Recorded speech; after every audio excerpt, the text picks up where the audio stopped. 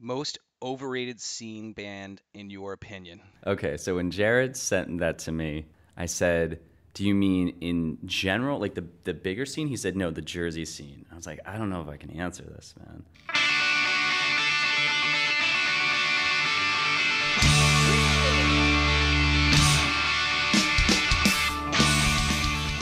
Welcome everyone to This Was the Scene, the podcast that takes a look back at the late 90s, early 2000 punk scene. I am your host, Mike Doyle, with my other host, Tom Simon. Hello, Tom. Hello, Mike. Nice. Today we're going to do something different, or I'm going to do something different. I've been asked for a while about doing a Q&A, and I thought it'd be really stupid for me to talk about myself. So I put on Instagram questions, what people would want to know. And to introduce Tom here, Tom Simon. Tom was a member of the Jersey scene back in the day, and we met when he interviewed my old band Lanemeyer in our van for his radio show at Muhlenberg, Pennsylvania. And I met Tom that day, and then throughout the years, we would bump into each other here and there around Hoboken.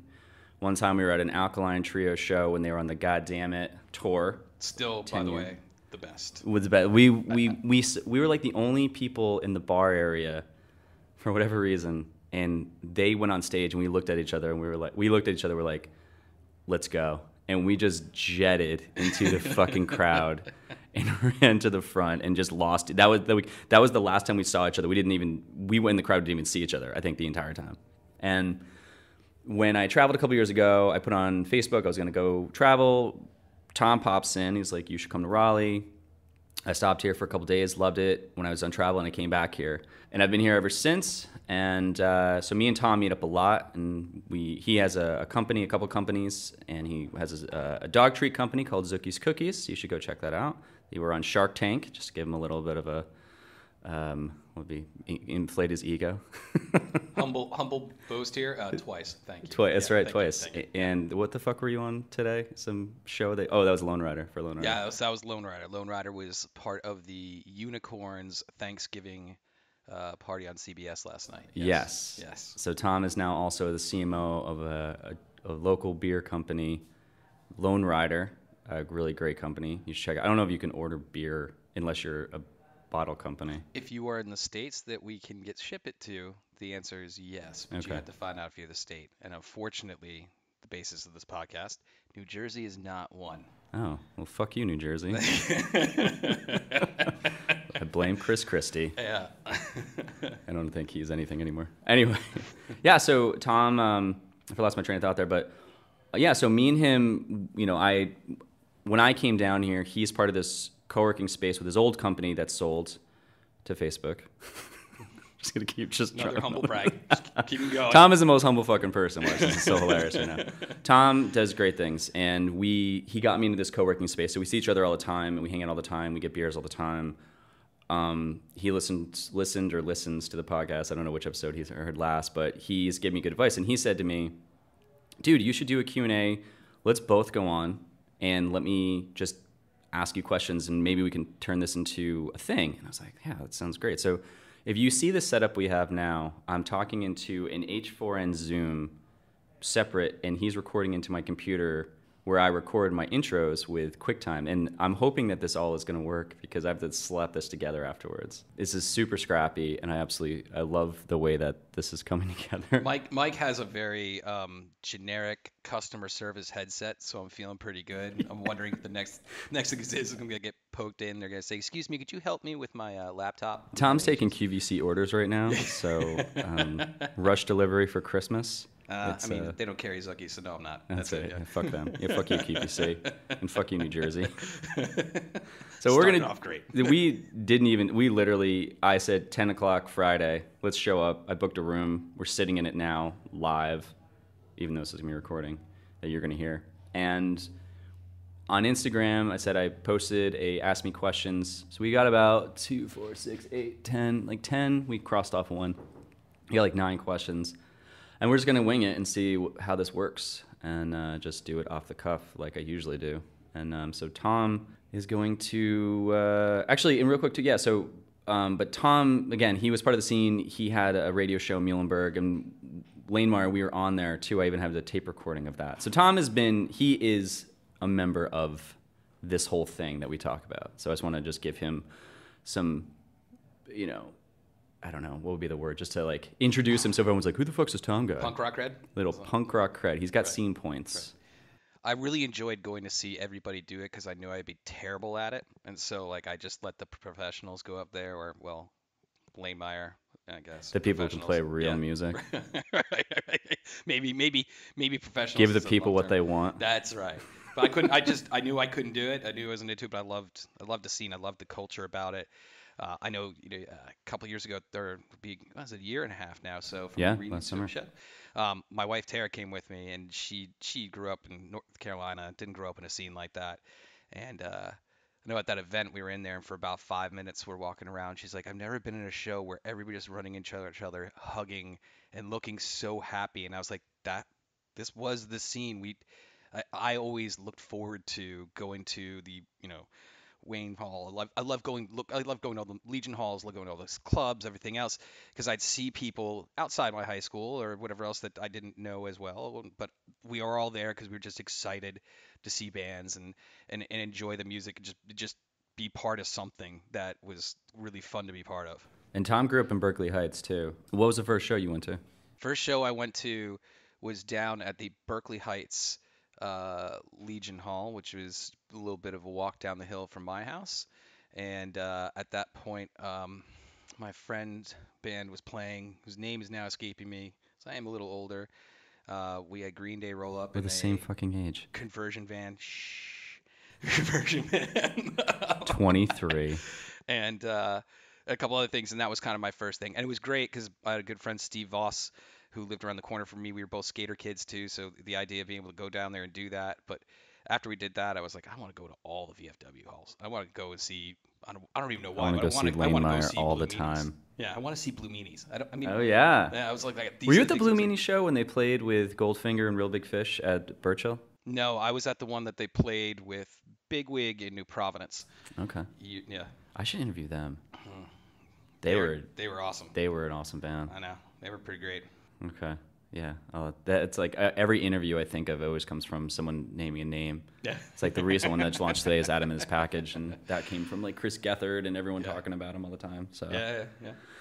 All right, man. Let's. I don't know. Tom's gonna pick up the reins, and he's gonna ask me questions, and this is just gonna organically turn into something. So. Yeah. So there's some pretty cool questions in here.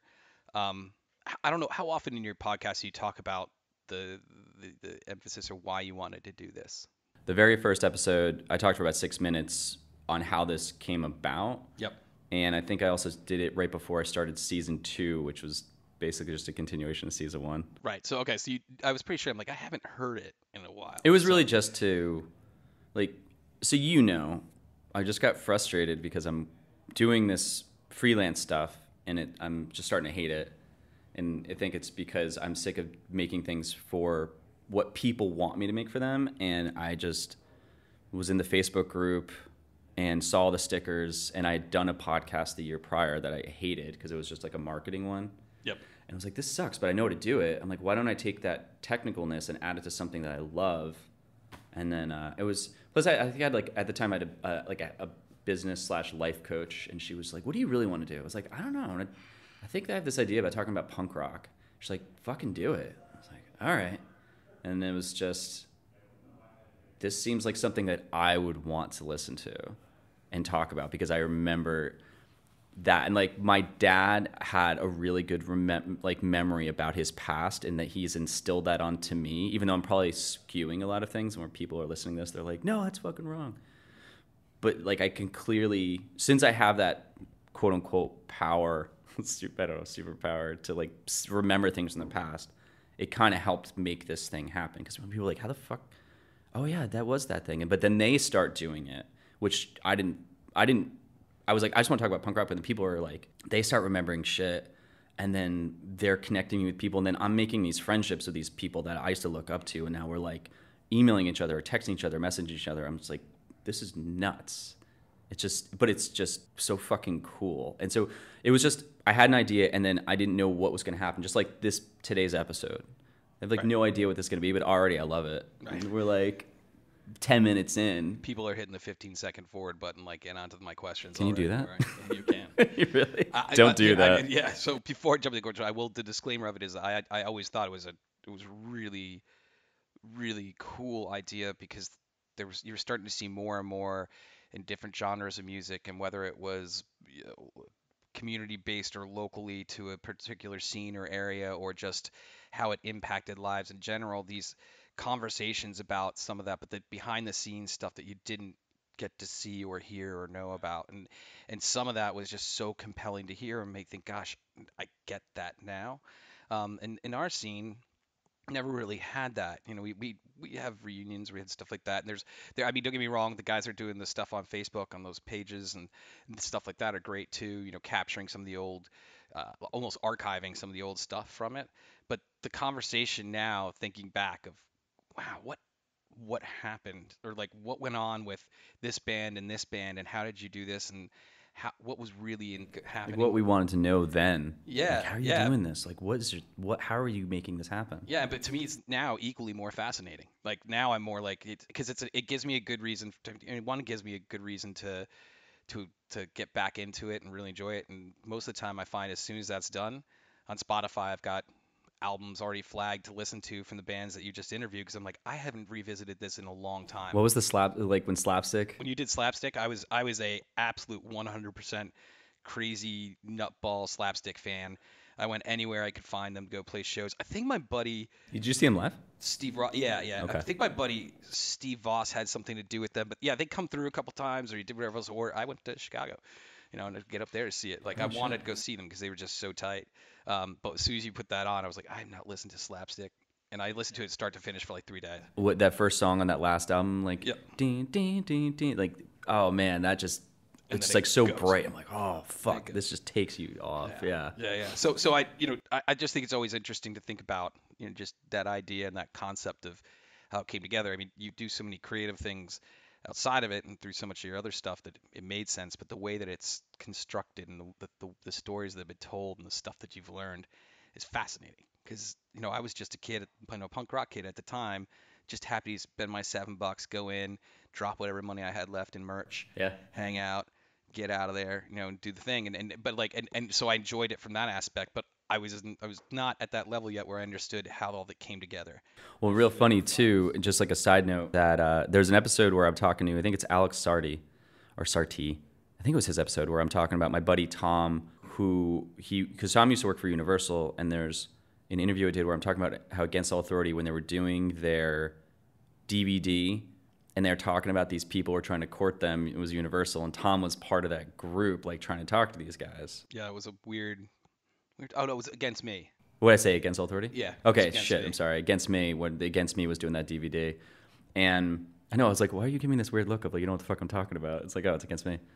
And but Tom, his name has come up a lot in this podcast where I'm like, oh, my buddy Tom and Raleigh and stuff. So all right, let's ask me some questions. All right, I'm gonna spread these out. I'm gonna probably butcher some names, so you can blame Mike for that. You can blame Tom. Because he has the podcast and I don't, so that's good. Tom's podcast. All right. I like this one. J.R. Seltzer. Most overrated scene band in your opinion? Okay, so when Jared sent that to me, I said, do you mean in general, like the bigger scene? He said, no, the Jersey scene. I was like, I don't know if I can answer this, man. Like, I'll answer this from 17-year-old me. Okay. If it was 17-year-old me where I was mad, and I've said it many times, I would have said Midtown just because I was jealous. Now,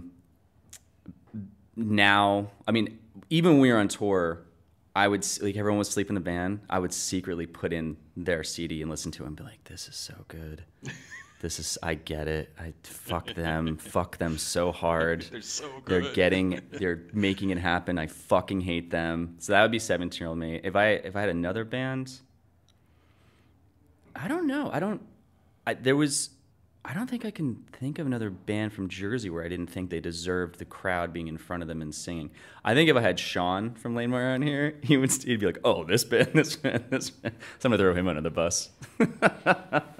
Yeah, I'm reading that too, and I'm trying to come up with an answer in my brain if I had to. And I'm in the same boat you were. Like it's challenging. Yeah, Look it through that set of eyes. because To I be don't like, have it now. I don't look it back and yeah, say, "Oh, no, that was stupid."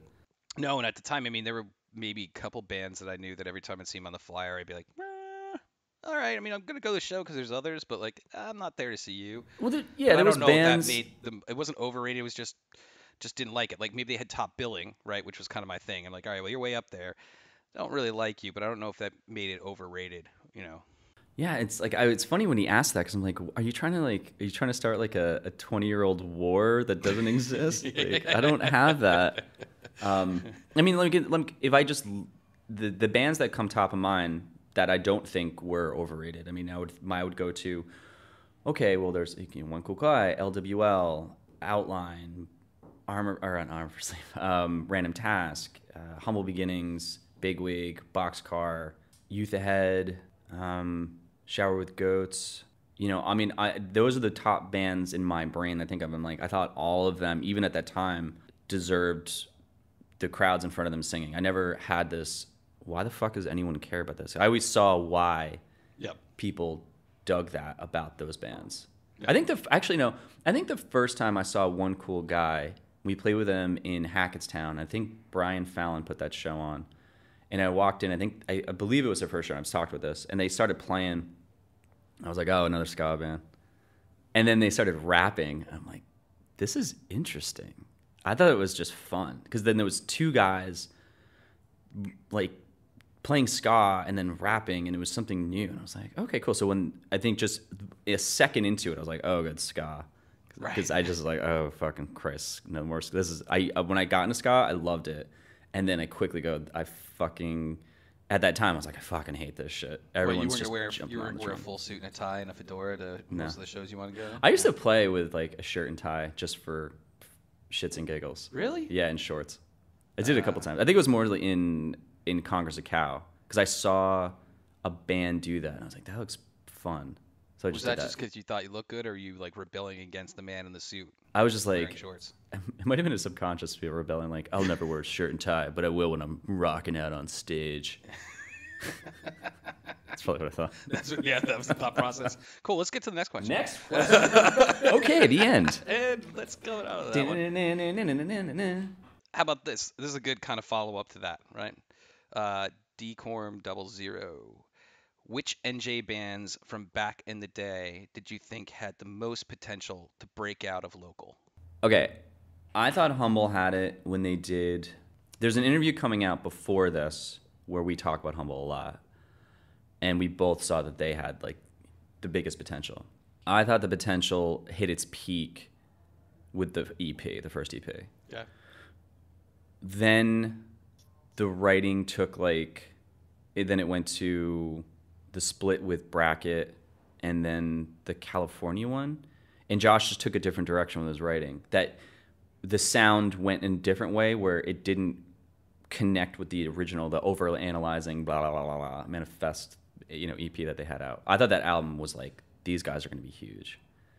And then when Gabe left and then they went in a different direction, I was like, okay, I don't know anymore. So that was the question I was going to follow up on. That was that did something to do with Gabe? I think. Well, I mean, a lot of Midtown songs, Gabe wrote a lot of Right, them, and I think he was trying to present them to Humble, and there was like, no, like you can't sing, you can't write, and I think that made him go, well, fuck you, I'll show you I can make songs, and then the Midtown album was just like, Jesus Christ, like if that's the songs that were going to keep going, and he was going to contribute, then I think they would have skyrocketed. Yeah, I agree. The Midtown albums, just how they came out of the gate, the sound in it, everything about it. Just I remember it was an easy for me to get into, bob around, and just I would listen to it end over end over end over end over end, just because it was so good. Yeah, it was just easy. It wasn't difficult to get into it. Correct. If I thought of another band, I don't know. I just thought we all were just going to. It's for some reason I think I just thought we all were just going to keep doing this thing locally for some reason, because I mean that's all you saw. Yeah. I thought Humble was the top one that was gonna blow up, and then my band. And then later I mean, on. to be honest, like if I selfishly, what I thought, this is me at the time. I was like, I think that we are gonna, I think we're gonna do it. Like I thought we literally was gonna do something, because when Chris quit the band, I took like voice lessons and like beefed it up, and we were tight. And I was like, we were talking to Kung Fu Records. Like Joe Escalante was gonna come see us at Fade Odo in Los Angeles when we played with Newfound Glory, and he didn't show up. And we're like, what the fuck, dude? Like we were like, we're gonna make this happen. And then it was just like the balloon like fucking popped. So like selfishly, I thought like we had a chance, but then it was just. Well, I mean, that was also the time period where that was the time to shoot your shot, because it was just the whole genre, everything about it wasn't, the West Coast conversion of it and East Coast were starting to kind of come together, and so, but the whole, as a whole, I mean, if they attaching Blink 182 and they were attaching the two, it was coming up quick. And you were kind of right in that window of time with the Fueled by Ramens and the rest, where it was starting to show that this wasn't just halls full of kids with skateboards and sneaking outside having cigarettes. It was a thing. The country was listening to that sound. That's exactly right. Like we could fit across then. Yeah. I mean, I'll tell you the one thing. Like, we'll go into that question, but true testament of just fucking staying with it and grinding. Lawrence Arms. We did our last tour with Lawrence Arms, and we played for almost 2 months, and I mean, they were trying to push this sound that nobody got. And it was like a mix of Brendan's voice from Slapstick, the better version of the Broadways of those songs. And they were trying to force this on kids who wanted polished Newfound Glory. And these were like, we have rough voices. We're hot water. They're not hot water music, but there was a genre of like them and this is other bands, I can't think of it. But there was these bands with rough voices that it wasn't easy to listen to, but then they stuck it out. And now when they play shows, they pack houses. But back then, they could have easily given up like we did. We were like, well, we're not really getting attention, or we have internal issues. But that band, it's like, I think if a band if they can write songs that are good, and their songs got better and better and better, I think if they hold out and just stick with it, there's a chance to have something. Maybe it's not like MTV. I mean, if it's even a status anymore, but right. Where you're getting checks all the time and you're making a living off, where you can have, like, you could show up at Fest and people are like, holy shit, they're here again. Like, let's pack the house and go fucking ape shit for them. Yeah. Like, yeah. So. Yeah. Sticking with the theme, and then I'm going to move you to some other stuff. What bands from your era went on to do something huge? I don't know if they mean locally. What do you think? Do you think that just means like just that time period? Yeah, I guess it's the time period. I mean, you could probably, in certain capacities, you could probably answer it both ways, right? You could say, there was these guys that were the obvious ones, but here's what our scene I don't know. Provided. I don't know if anyone from the scene, like the bands from Jersey. I mean, the bands that did make it were the bands that were the next band from a breakup. Like, right. Random Task went off to do Armor for Sleep and then split and did Steel Train. I don't think Steel Train, they like got on a label and played big. I don't think what they were trying to create made them gigantic. I think there was a very specific audience that wanted them. But then Jack went off and did Fun. So I don't think it was like a band. I think it was a fucking person. So Jack, because he's like now nominated for a fucking Grammy as of this week. Yep. So he's from, I think, Teaneck or wherever they were from in Jersey.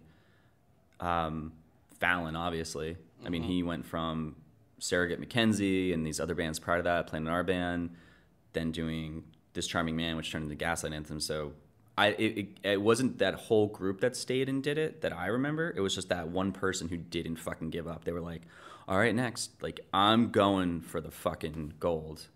And to get like a Grammy nomination or play in the Reading Festival with Bruce Springsteen doing backups, like, that's fucking huge. And then every time I'm out, I can hear, like, Fun would always be on, or Gaslight's just in like a Walgreens or something. And you're like, I remember I was in a restaurant one time, and where the fuck was I? I think I was I was somewhere in a restaurant, and then Gaslight came on. And if I was really angry about back in the day, I would have been so butthurt by that.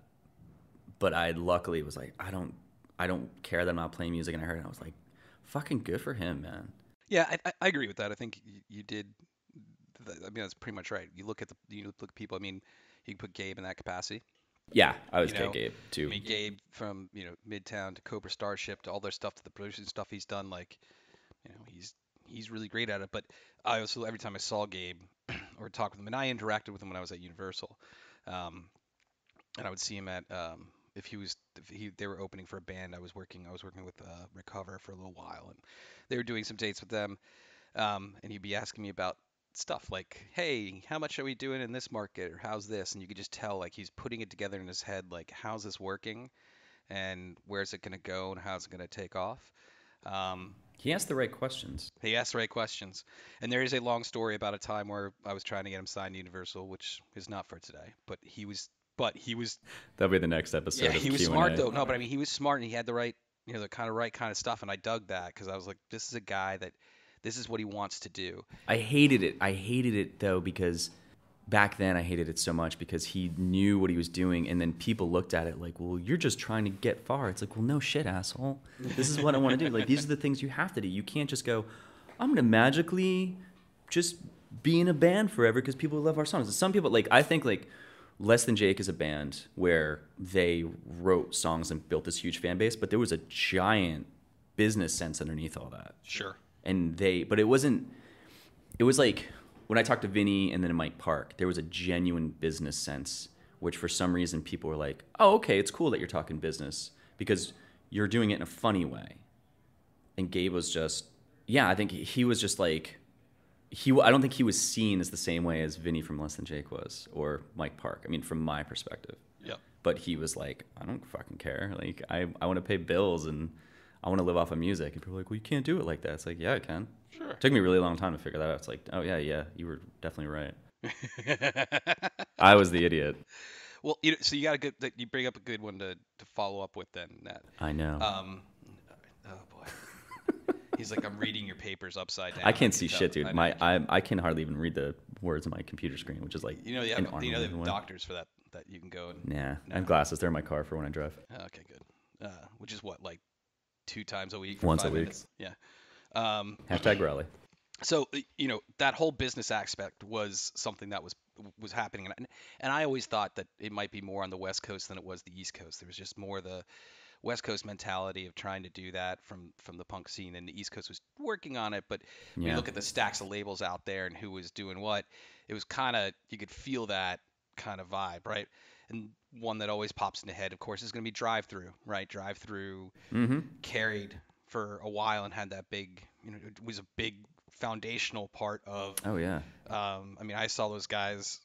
I mean, I used to travel to do stuff for Universal overseas, and would bump into them with a band that they were with at a show in Singapore, and I'm there with a Universal artist, and those guys are out there with stuff they had too, and it was just a cool kind of semblance to see. But the question is, what happened to Drive Through? And that's from Tyler J. Norton, by the way. I think that drive through has a bit of a stigma around it. I remember I talked to Richard. We played, what the fuck was it? I was at Maxwell's in Hoboken in like 2009 or 10, and there was some show we were playing, and I think like Lifetime was playing again. I don't know. Me and him were having this conversation, and I was just like, dude. And I was trying to tell him about bands. I'm like, these are the bands that are awesome. I think I was talking about Lifetime, and he was just like, nah, man. And he was just talking about a specific sound. He's like, no, like this pop sound, this band. I was like, I don't know, dude. And he said some band. I was like, I don't know, dude. That band fucking blows. But he had a specific sound that I don't think he wanted to give up. And I think that sound had its moment and then went away. It's like they, in the entrepreneur world, there's like the pivot moment, right? Hopeless Records, they are a great example of pivoting. Yeah. They were like, we're going to do this with this punk scene, but we're also going to include like All Time Low, which was a punk band, but kind of like all American Rejects, but gigantically bigger. Yeah. And then I don't know who else, but then like Fueled by Ramen, the bands they started off with, but now they're still huge, and they have like Paramore, and I don't know if they had Paramore back then. I think they might have. Can't remember. Obviously, we know the kingmakers of Fueled by Ramen, Yeah. right? Well, it was like Vinny, but then he left. Yeah. I don't even know who the other guy was though. No, It was just the one king. the one king. Well, I mean, kingmakers. I meant more by bands like Fueled by Ramen. Oh yeah, yeah, yeah. Like you had Fall Out Boy, of course. But And granted, though, they remember didn't that they got a conjunction deal with Island Def Jam at some point too, Oh, which okay. helped kind of create a catalyst. Yeah, but Drive Thru had that connection with MCA, but then MCA folded, right? Yeah, MCA folded, and then yeah, Drive Through. I don't know. If Drive Through didn't carry over. Fuel by Ramen went into that capacity. Went to Island Def Jam, though I can't remember if that they were part of MCA first, um, exactly. But I remember the thing. But it's like if Hopeless stayed on where they were like the mentality of we're just going to stick with bands like Dillinger 4, which was a great band, but there's a specific audience and a smaller audience, underground audience that wants that, and they were like, we want to stay with that forever, then they wouldn't have got to where they are now, where Lewis is like, I can still live off of this, and I have employees, and we can do this still, and you know, and Fuel by Rom can do that, and I think like even Mike Park, but Mike Park's interesting because it's like Asian Man's still around. I think Asian Man's still around because he just genuinely was like, I don't want to do anything else, and the formula works. I still go to shows. I love these bands, but he also has who's the band? Remember the video that video thing I did when I was on the road, the Constant Headache. Oh yeah, yeah. God damn it, what's that band? It just popped up on my Spotify the other day too.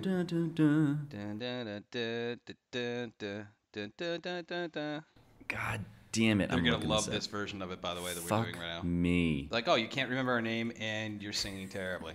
They're like, and that's not even the fucking melody. It's called Jack something. No. Joyce Manor. Yeah, I knew that. Yep, Joyce Manor. Heyo.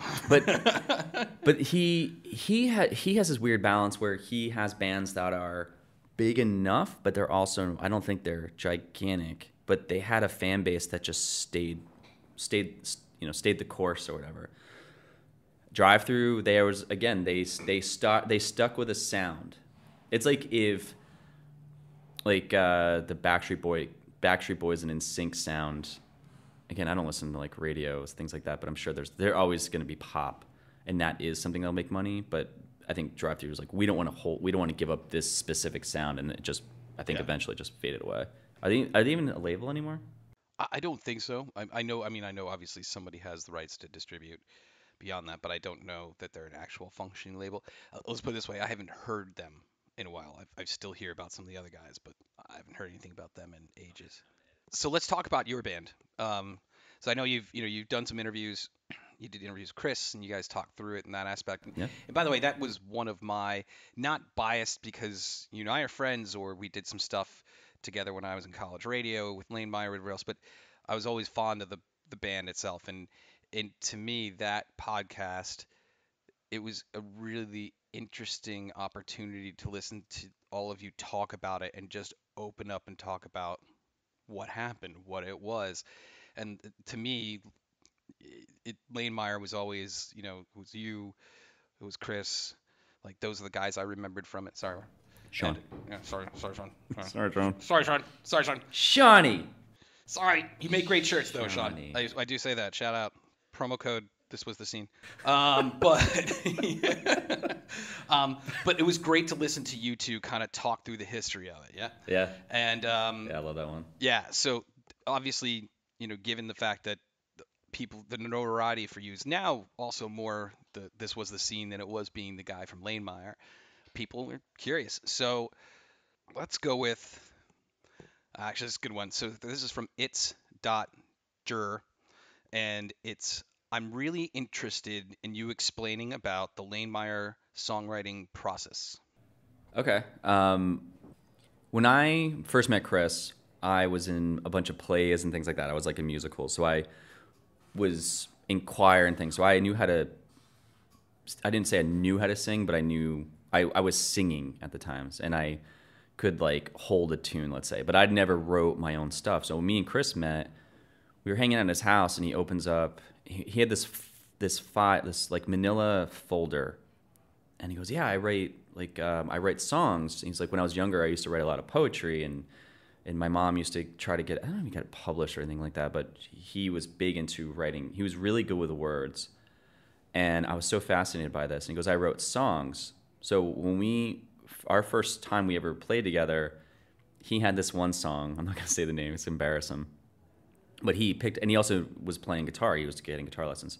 So he was playing guitar, and I just picked up the paper, and I was like, oh, and like we tried to sing. I'm sure it was a fucking disaster. But that opened my eyes up to, wait, I can write lyrics and I can write my own songs. So that was like how I learned how to do that. And then when I got my bass and learned how to play that, my songwriting process was I'd be in my condo, my mom's condo in Jefferson. I'd be sitting upstairs, and the first song I ever wrote was Fuck You and Your Boyfriend, like ever. And I was just dating this girl, Emily, or we were dating in high school. We broke up, and she came home for college from Purdue, and we ended up just like hanging out. And then we ended up like, she was like dating some guy, and we ended up like making out or something. And like all those feelings came back, and like we were connected. Like just, I was like, oh, this is the moment. Like this is everything. You know, that whole 18-year-old whatever bullshit I was like thinking. The college girl came back for me. Yeah? This is it, yeah. No, she came back, and we were just hanging out, and we just happened to be hanging out all night. We were at Chris's house too. And we were all drinking or something, and we just started making out, and we were like, it was like the spark was like back in like full force. So she goes back to college, and she's still dating this guy. And I would call and talk to her, and she's like, well, I don't know, I'm still dating this guy. And I'm like, well, but what about us? Like, what? We had that thing, and I forget exactly what happened. So I hung up the phone, and I was just mad. So I picked up my bass, and I just played that riff, the dun dun dun dun dun dun dun dun dun, and I just started playing it over and over again. And I took a piece of paper out. So I would sit in my bed, play that with a bass, and I had a piece of paper, and I would just have a melody, and I'd be like, well, what am I doing right now? I'm like, well, I'm alone. I'm in my apartment. Oh, my mom's apartment's like, all right, here alone again. I shouldn't be. And I'm like thinking of her, thinking of me. And I like love that line, even though it's like my own. I was like, that was a really good line. And it's like, I know you're not who you should be. I know I'm not what you want me to be. It was like based on, I'm not going to go through every lyric, but my whole thing was, if I can make every line catch someone off guard or go, that was smart, then that I got to keep that. Like, I cringe if I ever wrote a line, and I have a couple lines where I'm like, oh God, that just sounds awful. But it was, does this like flow, and is it telling a real story about what was happening? And so in that moment, it was literally just a true story of this 18-year-old kid sitting alone, thinking of this girl, and the lyrics were I never say fuck you and your boyfriend, but the whole premise was like, fuck you, man, like, and that fucking boyfriend of yours. And that when it's in, and I think I came up with the title or the name of the song, I think it was After, because I was like, oh man, that's such a good fucking like fuck you, but I'm not gonna say it, which makes it even better because it wouldn't water it down. So that was like, that established my whole songwriting process. It was just start dicking around on a guitar over and over and over again. Then like later on I would start playing guitar, but it was like, what's a cool riff that I just found myself playing? And then I would always, as I'm playing, I always like would hum a melody.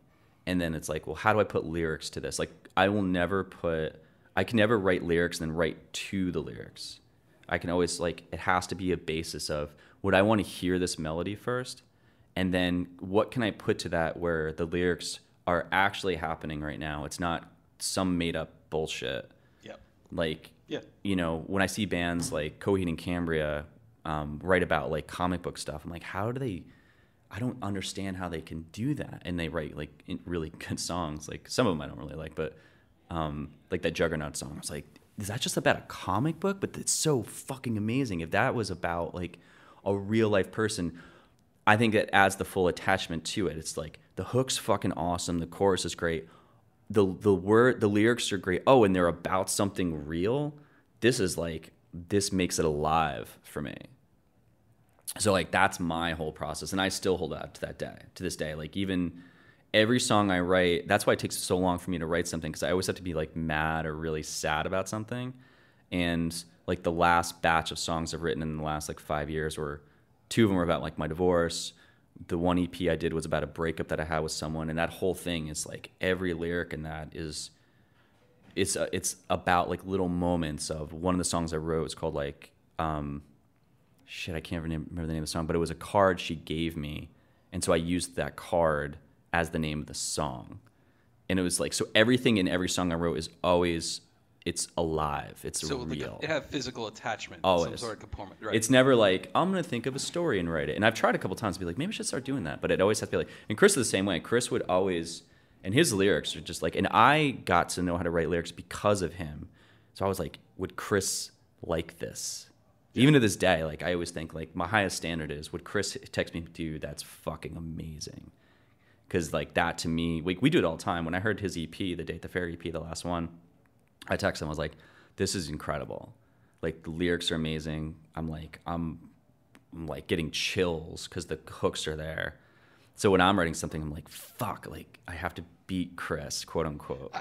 So I mean, I will jump on that. He is absolutely amazing, an amazing, incredible songwriter, player. I mean, but when that Day at the Fair stuff was coming out, it was Epilogue, and there's some other stuff. There are times when I'm just driving along, they pop up on my nice little in my little Spotify stream, and it pops in. I'm like, damn, I forgot how good this is.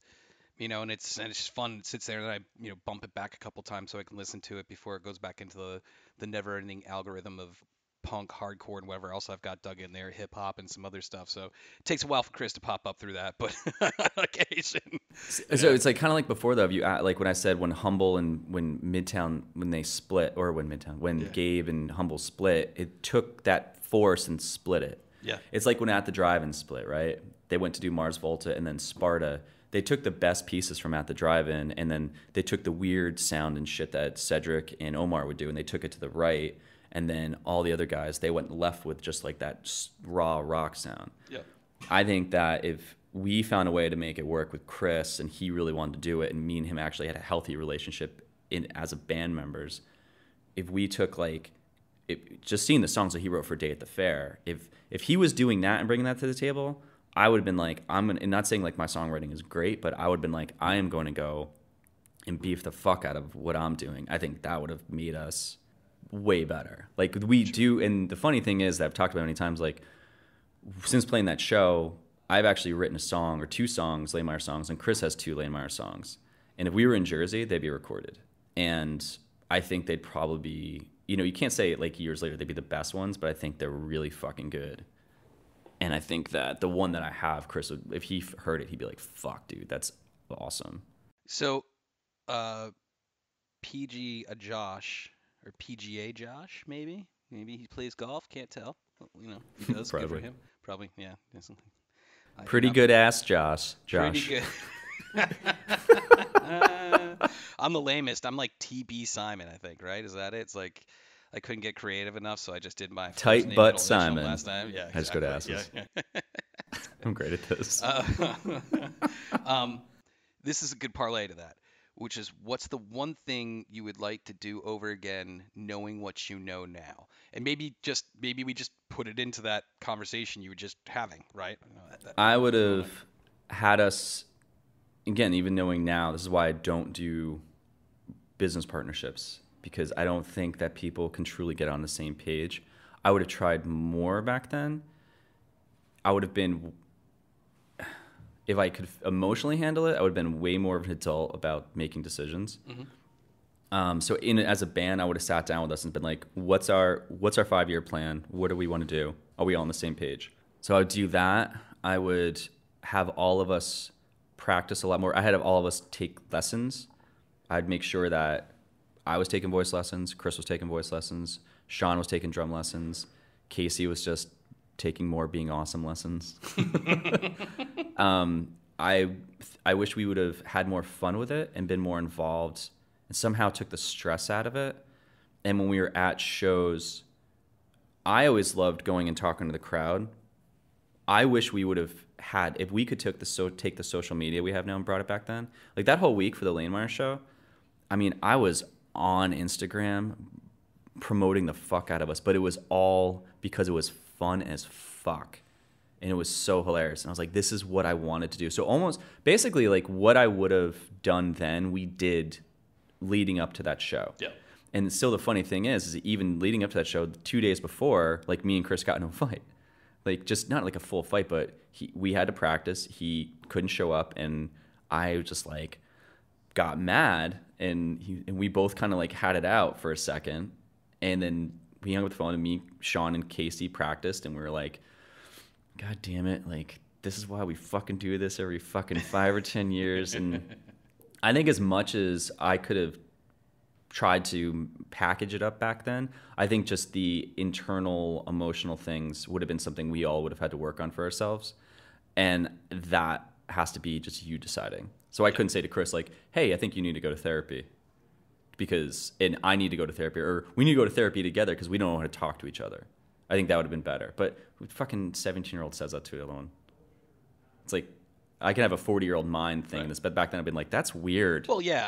I mean, right. And so that's the thing is, it's always. I mean, I like questions like that because it's always an interesting way to look back at something, but there's uh, it's a 30,000 foot, because once you get granular into it, you're like, yeah, but remember, I wasn't thinking that way yet. I wasn't doing this. Like I wasn't thinking what the way I think now in my earlier 30s, and I certainly wasn't in my 20s. Like things change, so it's harder to kind of it's harder to apply maybe some of that rationale without getting too sticky into some of the challenges. But Yeah. to the point, I mean, I think it's always interesting. And by the way, the the the set last July, Yeah.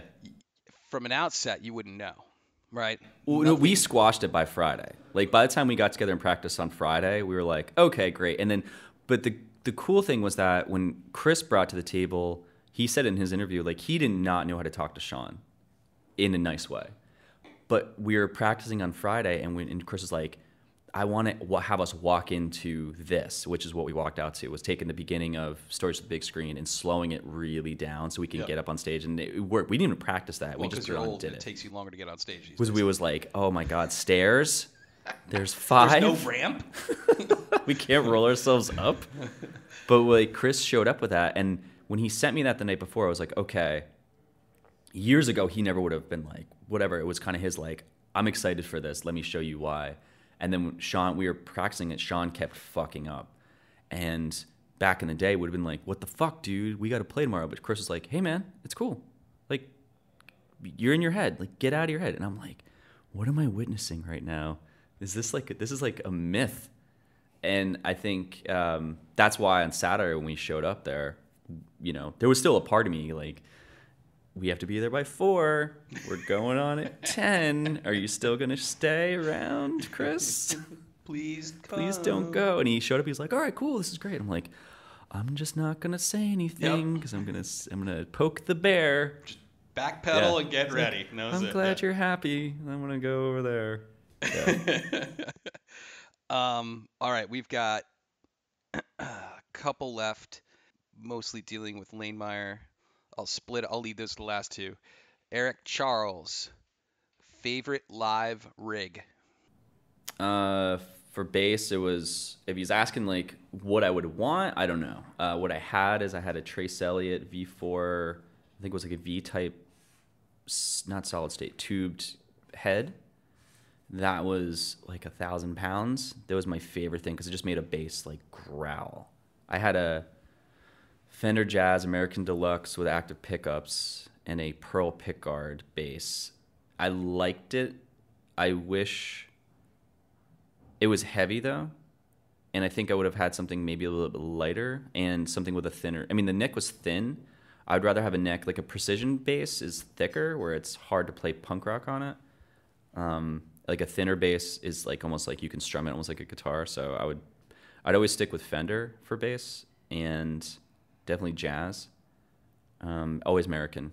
I would never get Mexican, even though I have like a Fender. I have a Squire at home for my guitar, because that's just dick around. Yeah. Yeah, but yeah, that's it. And then for cab, I'd probably do Ampeg 4x10, like 2 4x10s, just because it's brighter. If I have like, or I had like a 4x10 and a 15-inch, because the 15-inch had more bass to it, and then like the 4x10s were a little bit brighter, I think, from what I remember. This is like that whole thing. But and then monster cables. Right. Yeah, that was it. D. Passon, why did the demo version of If There's a World, There's a Will end up on Whispering Every Word? I forgot that I did this. So we had Russ from All About Records reach out to us in 2008, I think it was, or 2005 when we were going to do that show. And me and him were talking. This is like right when I was doing graphic design. So I bought a scanner. I scanned like every picture that I had from back then, and I did the layout and all these things. And he's like, okay, we got to get all the songs. I'm like, I got to just like scrap these together. And what I wanted to do was throw some things on there that made this discography valuable, and that's why we have like the 7-inch songs. That's why we have like the last 4 songs that we recorded as Lane Meyer. And I thought like, okay, the EP, that makes sense because it's just that. But like doing the LP, I was like, what's gonna make this be a bit different? I was like, oh, I'll do the demo version of this, If There's a Will. But I also did it because Chris's voice is better on that. So we did that because that's on, I think it's the 7. I forget where we recorded that, but we were demoing that, and Chris's voice was just like fucking on. And then when we recorded the LP, he was like, it was just off. Like he didn't. We never knew to warm up, and so the vocal version's better on that. That's why I did that. Last one. Kaplan TCNJ. Any additional new Lane Meyer songs coming? Yeah. So are they actually going to see the light of day? I don't know. So here's the problem, and I just said this before too. Like, and I was talking about we have the new song. So when we got back from that show, it's like you have that wave that you're riding, and it's like you see a giant wave in the ocean. You're like, that thing's a monster, but as soon as it hits the shore, it kind of just it crashes and it just ends. So we were kind of like riding that wave for a while. We're like, well, let's like write some songs, and we actually did. So my buddy Bob, he found the whole weekend we played our reunion show in 2008. He recorded us for his 16 hours of footage, where he's like interviewing us, and he has the whole Maxwell's thing, and he plugged in, has like the audio and everything's like recorded. So in that, we actually have 2 live recordings of 2 songs that never saw the light of day. And then the next day after that show, we broke up again. So there are actually 2 Lane Meyer songs that are like on tape, I guess you could say. The new ones we have, Chris has been way more adamant about writing. So he got home and he wrote a song about like that life, like the Lane Meyer days or something. Casey's been on my ass to like record. Sean's been kind of on my ass. I'm like, look, guys, like Casey and Chris are in Jersey. Sean now is in Arizona. I'm in Raleigh. I mean, all it takes is for us to just fly up to Jersey and spend like a fucking couple days or a week or something and do this. And we could demo back and forth. So I don't know how to demo these songs and send them to them because, to be honest, I don't like to sing loudly in my apartment. It's weird. Like, I can sing in front of people. I don't know. I don't have a space where I can go and record the demo just on a guitar and my vocals. It's an excuse. I totally get it. You know there are places in Raleigh you can I know, but then I'm like, I don't want to spend money to do it. Oh, there we go. There it is. But now that I think about it, like, yeah, I could do that. But the 2 songs that I have, the one I have, it's egotistically or whatever, fuck it, like, it's fucking good. It's fast. It's just like it goes in and goes out. There's no like it just stops and you're like, what the fuck? And when I wrote that, I was like, oh, I want to keep it like that. There's this is probably whatever, it's a bad example, but there's a Third Eye Blind song called Blue, and it's like a minute long, and it just breaks in and just leaves. And I love that style. So this song does that. It's literally just a verse and I think a chorus. Or it sounds like the chorus is like a bridge. It's like a verse, bridge, verse, bridge, verse, bridge, gone. But the bridge, it's catchy. So I have these songs. I want to put them down. It's really just on me. They would do it in a second. And Chris is like, I'll pay for studio time. Like, let's do this. And then I'm going, but we should only put 2 of them out. One for me, one from you, because no one wants a fucking album. No one's gonna sit around for that shit. We could take a 3 or 4 tracker. Yeah, but I still think like, even after that, like I think the best things that people put out typically are the EPs because it's like an appetizer. Like you want more, but when you get more, you're like, oh, okay. It's a weird analogy, but Motion City Soundtrack and Trampled by Turtles, who are a bluegrass outfit. Okay.